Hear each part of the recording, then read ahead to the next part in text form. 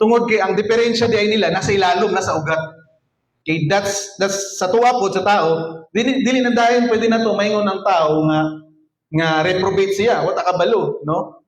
Kay dili man behavioral, dili man day ni kung asa ka nga religion na bilong.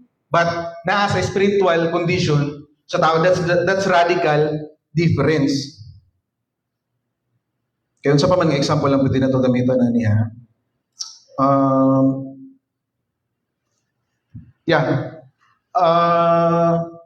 Ang tao, di ba, righteous man gitawag di righteous. So meaning, ang kaning tao, nakaagi ni siyang proseso, nga sa itong ginatawag ang proseso, nga nung nahimo siyang righteous. So ito, letter R nag-start. Na-regenerate. Na-regenerate ang tao mo, siyang nahimo siyang righteous. Ang wicked, wala wala siya na nakabati og regeneration.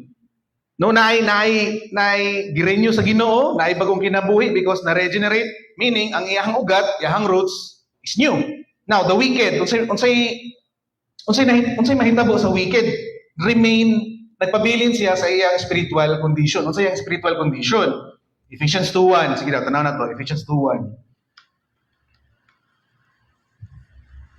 Say next.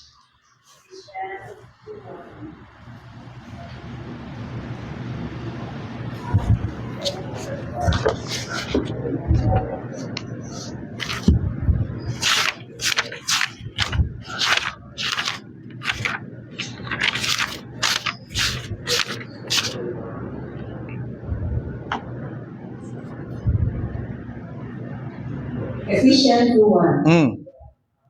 And you have been quickened who were dead in trespasses and sins. Okay? So, unsa daw to? Magpabilin nga dead. Magpabilin nga patay diha sa sala. So, spiritual death ni siya. No? Unsa kaya itong radical difference from the root, no? Dili ni siya si ninang root ha, kay aryo man ni siya. Lahi mo itong ROT, root, ugat, no? Spiritual condition sa tao. Kung saan akong ginapaabot diri sa inyo, ha? Dili dayon nimo ma-distinguish ang kaning difference tungod kay di ba nasa spiritual siya nga condition sa tao. Bisan pa unsa siya ka-impressive, bisan pa unsa siya makaingon ka nga how siya mobasa sa Bible. Pero ang Dios nakakita nga ang iyang spiritual life is dead, no? Kabalo ka mo nagabasa kag Bible pero wala na day ka nasakitan sa imong ginabasa. Kung sa itong Hebrews 4:12, kung sa ingon, the word is sharper than any two-edged sword. Gabasa ka pero wala ka nasakitan sa imong ginabasa, wala ka gina-convict sa imong ginabasa. That's one. Unsa pa? Nagaampo ka. Pero mura kag parisiyo maampo. May na lang Lord, dili ko pareha sa tungkuan atong tax collector, di ba? Atong i-examine na itong magaling, basing kunanan na tayo, no? Unsa pa, ga-attend og Sunday service, pero walay gina-worship. Isa po nasa bantayon, no? Unsa itong gingon sa John 4, worship God in spirit and truth. Dili tayo nimo mahibalaan ang difference because it's radical, it's from the root. Okay? Now, next, essential difference. Meaning, essential difference, it is the very essence, it is in the nature and being sa tao, no, ang difference, no? So, yes, sama sa parehas gyapon sa radical, dili na siya aksidente, no? Dili na siya behavioral. Ang difference is unsa? Nasa nature. Kung ang radical is ang spiritual, ang kanina pong essential difference is nasa nature. Dili gihapon makita sa tao ang difference. No, mura sa gitlog. Ba duha ka buk itlog. Parehas puti, parehas timbang, parehas gahe og shell, pero dili nimo mahibalan kay diri sa gawas kung asa dito ang nanay piso, asa dito ang walay sulod. Mura sa gunana, no? Naay life. Ang isa wala. Gunana po daw ang pagtanaw nato sa wicked men. Dili na to mailhan dayon, pero ang Dios kabalo siya. Okay? That's essential difference. O sa mga verses diya. Sige daw. Diri daw sa Matthew 25. Katong gibahin-bahin na ni Christ Ibahin-bahin niya ang kanding ng karnero. Matthew 25, 32 to 33. Sige, ganit. Tanaw na to ni.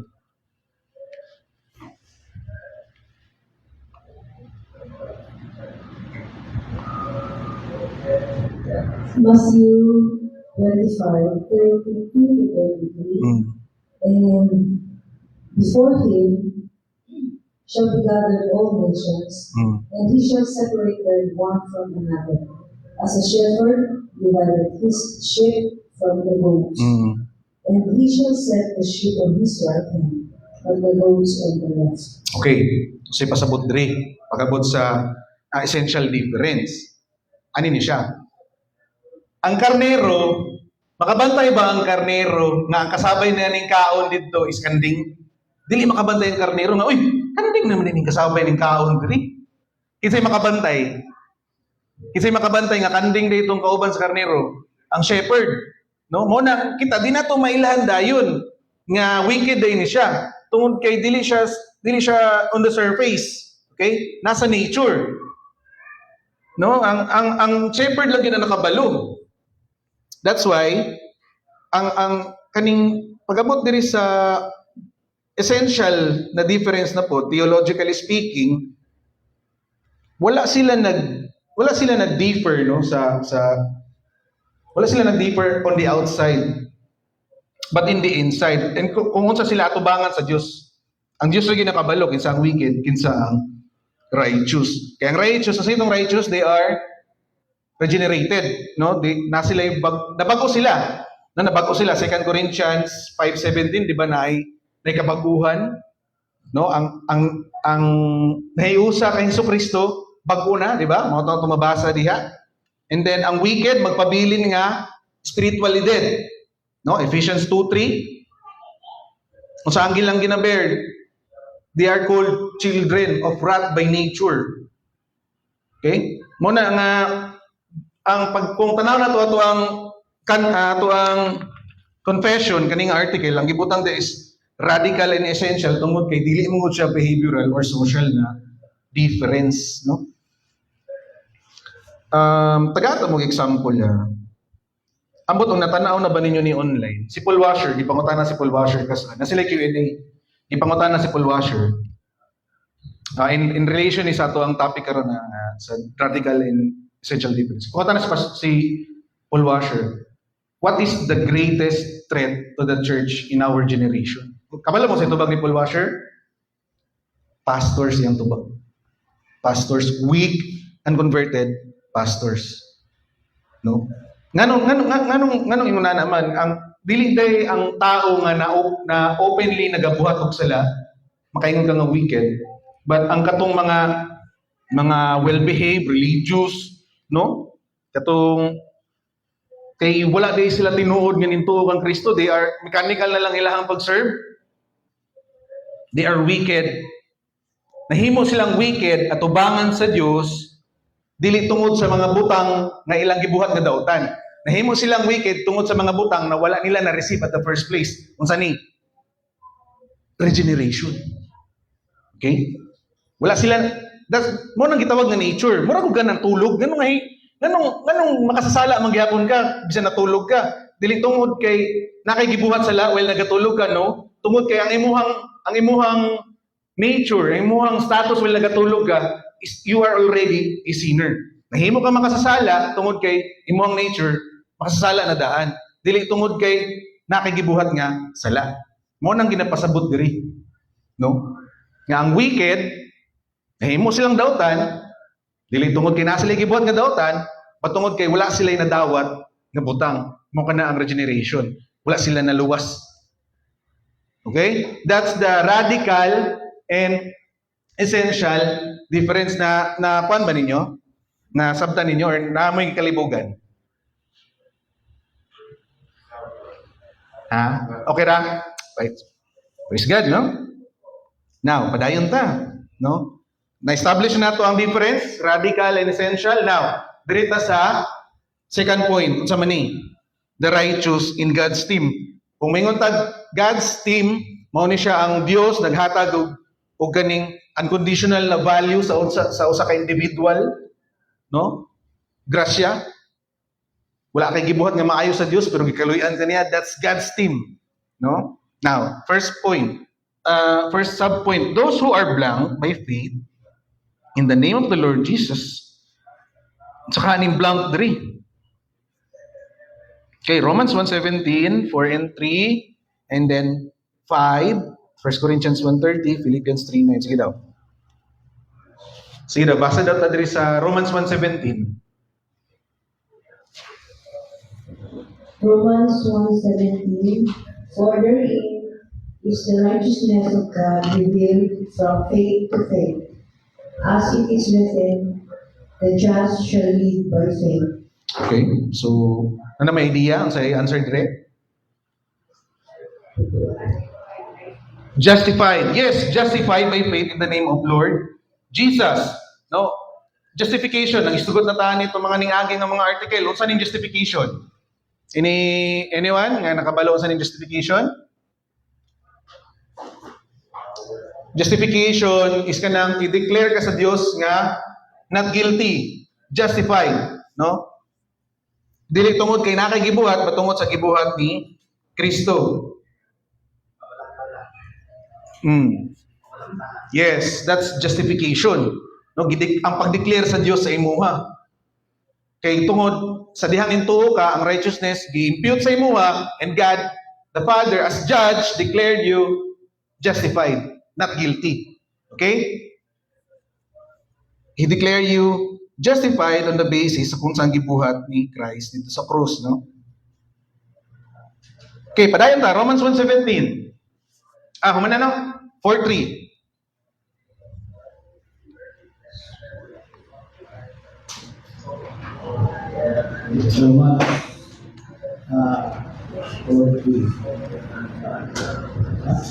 Romans 4:3, and then ambak ka sa 5, kuya. Okay. Kaya ang kasulatan ng inon, dito siya parawang sa Diyos, ug tungod sa iya pagtuo ang Diyos nag-isip kaniya na matarong. Ay, apan ang tao nga wala magsalig sa iyang binuhatan, kung dili nagsalig Ginoon sa Diyos, kinsa nag-isip sa magkasasala na wala salay na walay sala siya sipon na matarong tungod sa iyang pagtuo. Okay? So, thank you, kuya, no? So, this is justification. Wala, giyon sa, wala na ning kamot. Namatay na basa diha nga gipakamatarong si Abraham tungod kay nasi gibuhat nga maayo. Wala. Gipakamatarong siya sa Dios kay ngano? Nintuo siya. No, nintuo na siya. Wala niya gi-earn, no, ang kaning righteousness nga na iyahang naangkon. Okay?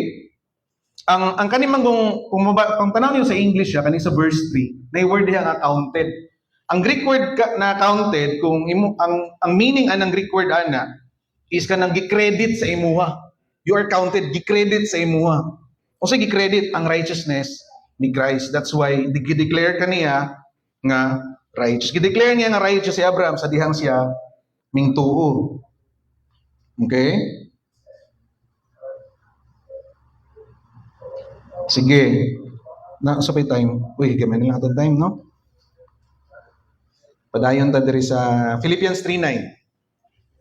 Napadi 1 Corinthians. Sige, ambak na lang ta sa Philippians 3:9.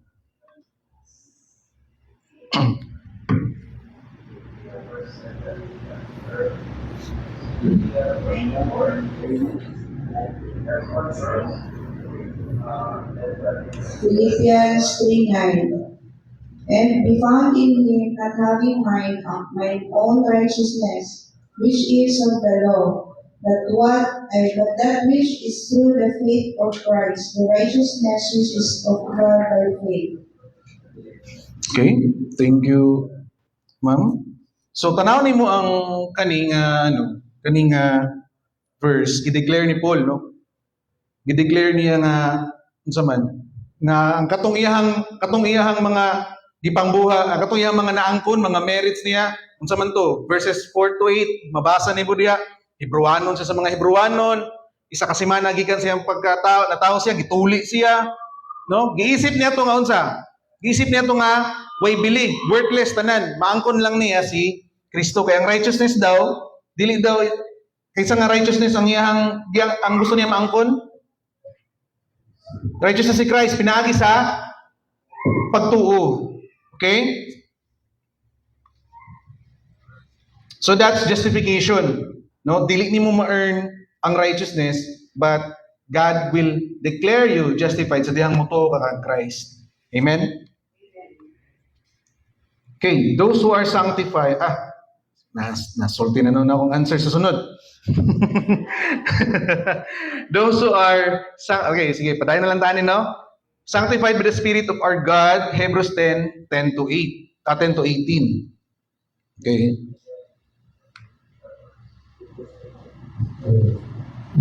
Hebrews 10 to 18. By the which we are sanctified through the offering of the body of Jesus Christ once for all. And every priest standeth daily ministering and offering oftentimes the same sacrifices, which can never take away sins. But this man, after he had offered one sacrifice for sins forever, sat down on the right hand of God.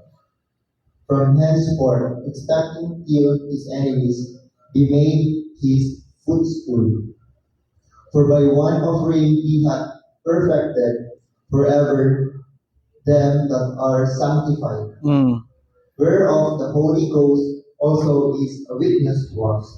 For after that he had said before, This is the covenant that I will make with them after those days, said the Lord. I will put my laws into their hearts, and in their minds will I write them, and their sins and iniquities will I remember no more. Now, where remissions of these is, there is no more offering for sin. Okay, so if you notice, no, if you notice there is a verse 10, natay mabasa nga word nga sanctified, and then verse 14, sanctified na pod. And then kung tanaw nimo ang verse 16, murag naghisgot pod siya og sanctification. So, we have first to know nga naay tulo ka klase sa sanctification. Unang-una is positional sanctification. One time ni siya nga process, no? Kana pag-separate sa imuha sa Dios, made you holy. One time lang pud ni siya through one sacrifice, no? Once lang ni siya. And then napod na ginatawag na progressive sanctification, no? Ang pag-transform sa imuha daily, mao ni siya by the Holy Spirit. And then perfect sanctification, mao na siya sa glorification. Now, duha ka klase sanctification to makita diri. Verse 10, once for all. Sanctified once for all. So that's positional sanctification. Pag-abot sa 14, perfected, no? For by one offering, he had perfected for them that are sanctified. Also, positional sanctification, pointing to justification. Now, pag-abot diri sa 16, this is progressive. Nga naman, I will make them, this is the covenant that I will make with them. After those days, said the Lord, I will put my laws into their hearts, and in their minds, I will write them. Okay? And kaning sa 15, tanaw ninyo, Holy Ghost nga witness. Ang Holy Ghost nga naka-witness sa imuhang positional sanctification, maoy mag-work sa imuhang progressive sanctification. Okay? Moni ang sanctified, no? Sanctified ang kaning God's team. Okay, na ano ninyo, ang justification is, sa ganitong justification, one-time event. Okay? One time lang siya nga experience. While the progressive sanctification is to ongoing, no? Ongoing process. And sikin sa ganyan nag-work sa to Yes. Justification is what God declares sa imuha. And then sanctification is what God's works diha sa imuha. No? Both are necessary. First is positional, and then progressive, and then perfect. So that's our second point. Ito na ning tapusan, no? Kay gamay na lang time. The wicked in God's sight. Those who blank, giblank na ako, no? Wala na ginagilas. Those who blank in impenitence, in unbelief. Okay, Psalms 10:4. Paki-next ko sa one guys. Ano yung answer day? Naghapoy answer day sa kung one PowerPoint. Okay. Sige daw, Psalms 10:4. Psalms 10:4. The wicked through the pride of his countenance will not seek after God. God is not in all his thoughts. Okay. So, ang answer na to is those who continue. Okay? Natay duha ka butang nga makita diya sa verse 4 unsa man na. They will not seek God. The wicked will not seek after God. That's impenitence, no? Ang imong kanabuhi nga wala repentance, meaning wala kay prayer life, wala kay Diyos, ang imong kinabuhi wala kay ginasimba nga Dios, nagkinabuhi ka nga para simuha lang. Nagkinabuhi ka nga para dili sa glory sa Dios. That's impenitence. No, dili ni siya accidental ang ingon na ang kinabuhi, dili siya ignorance. Unsa na siya? Gitawag siya practical atheism, no? Nagkinabuhi ka as if walay Dios. That's wickedness, no? Sa mata sa Dios. Unsa pa? Unbelief, no? Naman tayo mabasa diya, impenitence in unbelief. Unbelief. Okay, kung magpadayon ka ning Psalms 10 sa verse 11, mabasa nimo dito sige daw, verse 11. See next, verse 11. Verse 11, He hath said in his heart, God hath forgotten. He hides his face, he will never see it. Okay, thank you. No? Kinabuhi sila as if ang Diyos wala nag-exist. That's wickedness. That's self-deception. Okay? And unsay root cause na tanan? Tanaw ninyo. Letter P nag-start diya sa verse 4.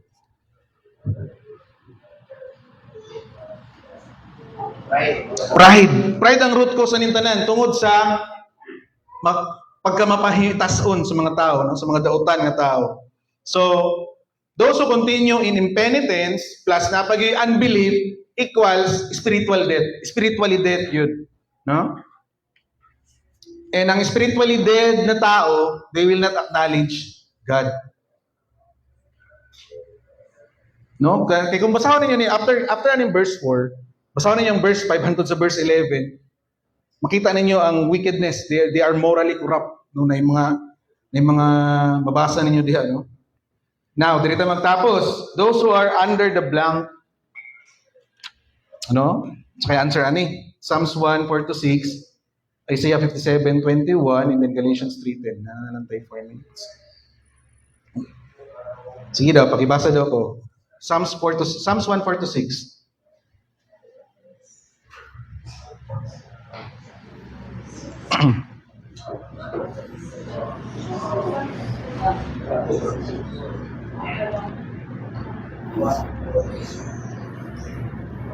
Psalms 1:4-6. The ungodly are not so, but are like the shaft, which the wind driveth away. Therefore the ungodly shall not stand in the judgment, nor sinners in the congregation of the righteous. Verse 6. For the Lord knoweth the way of the righteous, but the way of the ungodly shall perish. Okay, thank you. So, answer na to dre. Curse, yes, curse. So katong mga wicked na tao daw, they are under the curse. So, there is sa Psalms 1:4-6, natay duha ka curse makita dre, unsa man ni siya? Verse 5, judgment. Nay judgment para sa ilaha. And then verse 6, unsa nga curse? They shall perish. No, naay destruction. That's the curse, no? Para sa ila. They are under God's curse. Okay, next. Dirita sa Isaiah 57:21. So, din yung mga curses din yung mga ungodly, no? Isaiah 57:21. Ay, ate. Morning.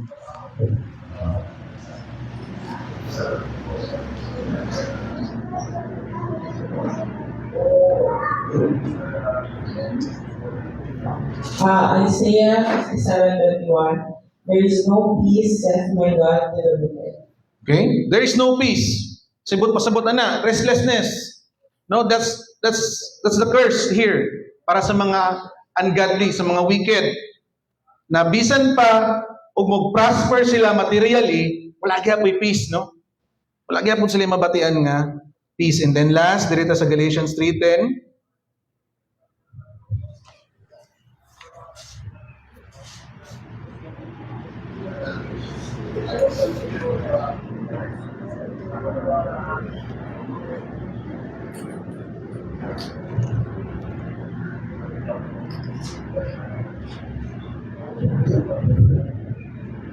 For as many as are of the works of the law are under the curse. For it is written, curses everyone that believeth not in all things which are written in the book of the law to do them. Okay, thank you. So, usa nga curse atong makita diri. Usa nga curse. Katong mga nagapadayon sa works of the law. Anong ginasunod man nila ang mga ginapaningkamutan man gyud nila mga musundon kung saan nas balakod bisan kabalo sila nga di nila ni kaya sundon because they want to earn their own righteousness. Kung sa time gani nga gusto na nimo ma-earn imong righteousness, wala na kay pakialam sa grasya sa Dios. Gidisregard man nimo ang grasya sa Dios. Mao na nga you are under the law. Mubitaw gituman na ni Kristo tanan, no? Kaya di man gyud matuman sa tao. Kaya dapat perfect man gyud nimo, masipyat ka sa isa, sipyat na nimo tanan, no? James 2:10. So that's it, no? Ang mga curses, no? Sa wicked, no? The wicked are under God's curse and they continue in impenitence, in unbelief. So kana ang atuang dirita magtapos sa tuang article, the difference between the righteous and the wicked. Unsa ganito? Radical and essential difference. Okay? And ang righteous, they are justified by faith. Okay? Unsa pa ganito? Those who are sanctified by the Spirit. And then ang wicked, unsa sila sa mata sa Dios? Continue, yes, nagapadayon sila, no, sa kinabuhi nga as if walay Dios. Those are under curse. They are under the curse. No, so that's it for today. Basig naay gusto mo mangutana kay naay wala na klaro nga part or naay gusto idugang, no? O i-clarify ko ba Sige, bro. sanctification stage, positional. Mhm. Dati na, yun yung elaborate ko sa. Positional sanctification meaning ang pag-separate sa imo sa Dios make you holy sa tungod kay naay namanggoy ka ng one time nga sacrifice si Christ, no? Gi-credit sa imuha ang katong righteousness.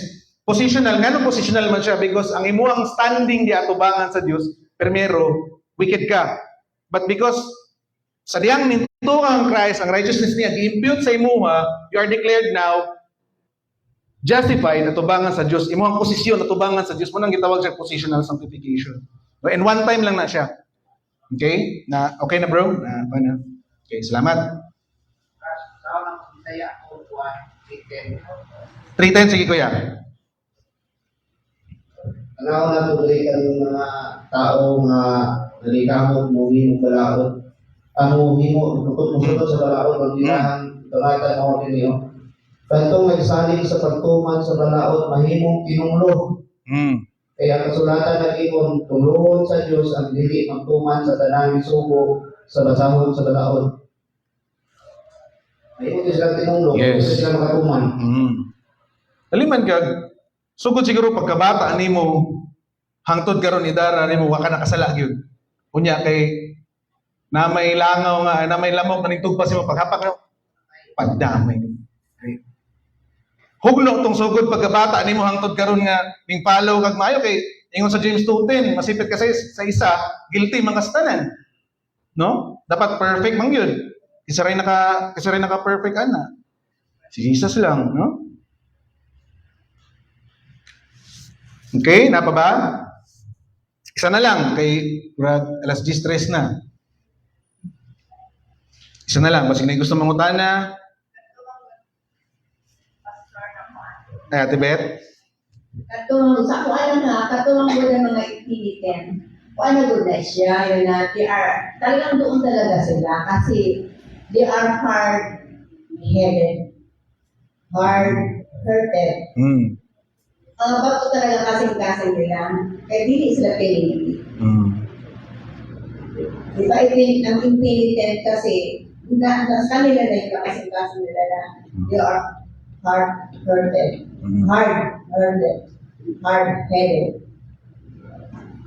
Ay, mauna talaga siya. Kahit nga isang sinabi na we are completely of grace kasi we are given by the Spirit. We are given na talaga sa tuwa na sabi din sa sabi din sa 2 Thessalonians 2:13, but we are bound to give thanks always for God for you, brethren, beloved of the Lord, because God hath chosen you from the beginning to sanctification of the Spirit and believe to the truth. So dahil naman talaga sila, nabibigay sa amin. And kita, kailangan natin magpasalamat because we are sanctified by the Spirit. Diba, karami doon kasi we are sanctified and we are not sanctified. Thank you, Ate Beth. No? So, una na yun, no? Actually, sa Ezekiel, katulog i-promise, no, ng Ginoo muhatag siya bagong kasing-kasing. Katulog na siya i-promise, and then dito sa Ezekiel 36, sa 26 and 27, dito, no, that's regeneration. Naghatag ang Ginoo bagong kasing-kasing. Nga naman, kung saan itong kasing-kasing? Gahi man itong kasing-kasing, di man ta mangita sa Diyos. No? Wala man tayo pagtuo. Anong muhatag man Galatians 5:22? Nga nung appeal man sa fruit of the Spirit ang pagtuo. Nga naman, kaya wala man tayo pagtuo sa sinugdanan. Nga nung tagaan man tayo pagtuo. Kung makatuo ta, nga nung tagaan man tayo pagtuo, di ba? Kitungod di ay, anong himo siyang fruit of the Spirit, itungod, sa sugod pa lang, wala tayo pagtuo. Okay, so, that's it. No? Nga, kinahanglan na napay baguhon, kinahanglan pa i-regenerate ang tao, aron mo tuo siya diha sa Diyos. Okay, salamat Ate Beth, no, sa imong. Okay, si Ma'am Liz, last na lang nino kaya wala na tayo time.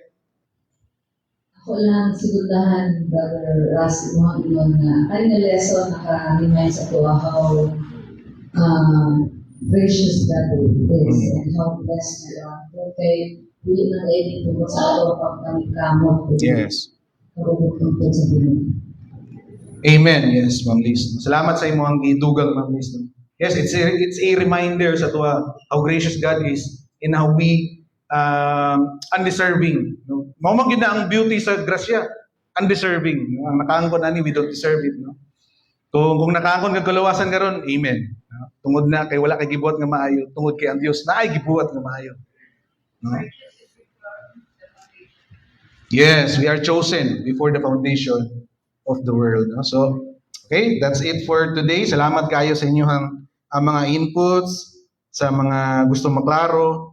And akong ginahangyo tanan sa pagtindog, ato ning tapuson pinagi sa pagampo. Ako ang ngayon si Brother Jam para sa tuang closing prayer.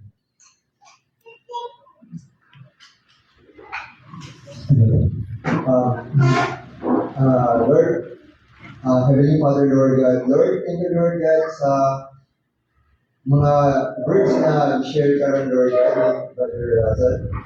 Lord God, we pray, Lord God, na ma-remind me, Lord God, sa iyong mga ipang-sulti, Lord God, ginagigit sa mga.